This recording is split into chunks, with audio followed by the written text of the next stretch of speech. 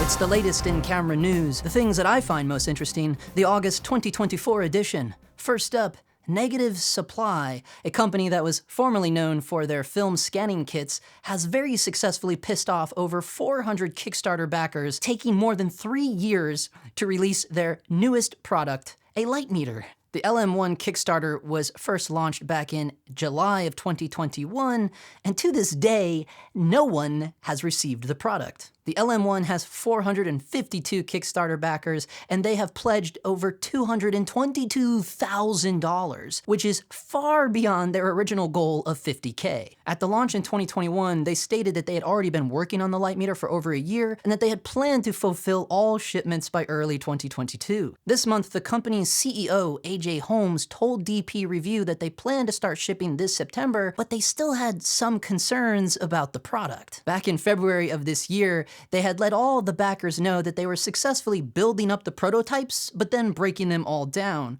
which, to be fair, does sound like a concern. Their most recent post on Kickstarter from August 14th simply says, "Nothing new to update." Yet as of yesterday, they are still very active over on their Instagram, and yet there is no sign of this elusive new light meter. The LM1 is supposedly able to not only take an ambient light reading, but also has flash metering and the ability to meter color temperature. Now, according to Negative Supply, the MSRP of their very first base model retails for $479 US, but they were giving the special Kickstarter price of $399. Now, Sekonic, the industry standard, make a similar looking light meter that retails for $379. However, it does not measure color temperature. To do that, you would need their additional device, the C800, which sells for over $1,700. So both of those units combined comes out to around $2,100 US. So I, for one, have been very interested in seeing just what exactly this $399 price tag would get you. And so far, doesn't seem to be jack squat. Oh, Negative Supply. Now I get it. Clever. Hey, speaking of Kickstarters, whatever happened to that Blackmagic Pixis camera? Too soon?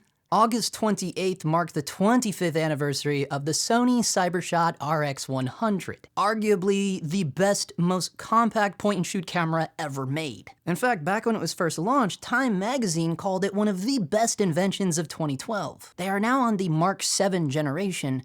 However, that's technically the 8th version of that camera, because if you recall, the Mark V had 2 different versions. Anyways, congratulations Sony for repurposing a camera not once, not twice, but 8 times with a consistent double markup price. Go on today and get your brand new 5-year-old RX100 for only $1,300. It's the gift that just keeps on giving. I cannot wait to see the Mark VIII version, which undoubtedly will be the same exact sensor from the last 3 generations. Speaking of that business model, Apple will be announcing their new iPhone on September 9th. There will be 4 different versions of the upcoming iPhone 16, all now jam-packed with a brand new AI. Apple calling the announcement Glow Time, which refers to the brand new interface of Siri, which will now be a full-on digital assistant. And now a special unreleased sneak peek of the upcoming Apple event. Mr. Theodore Twombly, welcome to the world's first artificially intelligent operating system. We'd like to ask you a few questions. Okay.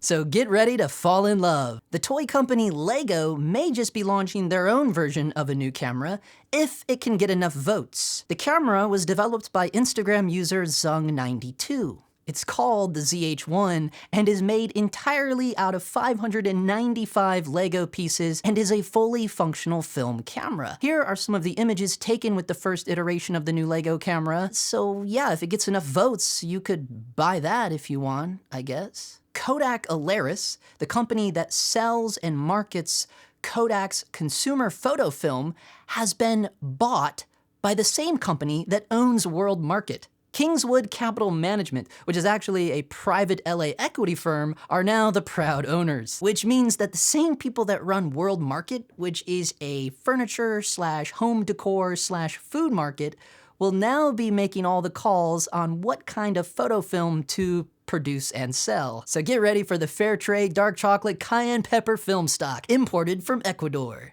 So I guess it's a great time to start developing your own film. Vintage Visual has launched the AGO, an at-home film processor, and they're selling it for less than $500. You can develop color film for 35mm, medium format, large format, and even 8x10. Boasting that it can save you 60% on chemicals. Now, I don't know about you guys, but for me, right now here in LA, I pay $19 a roll for developing and TIFF scans and pushing. The AGO is selling for 439 euros, which is roughly around 489 US dollars. So by the time I develop 26 rolls of film, I guess I could just own this thing. However, according to their website, the delivery time has been delayed. But at least we know that this product actually exists because it has been seen in people's hands. Thank God for YouTubers. Western Digital, aka SanDisk, are trying to create an 8TB SD card. Currently, a 1TB SanDisk SD card sells for around $130, and for a 512GB, less than half that, which makes me believe that this 8TB card will cost around $800. The problem is they already stated that it will be a UHS-1 class with a speed rating of V30. In other words, the slowest bandwidth that SD cards currently have. So that's not very exciting at all for video shooters or sports photographers,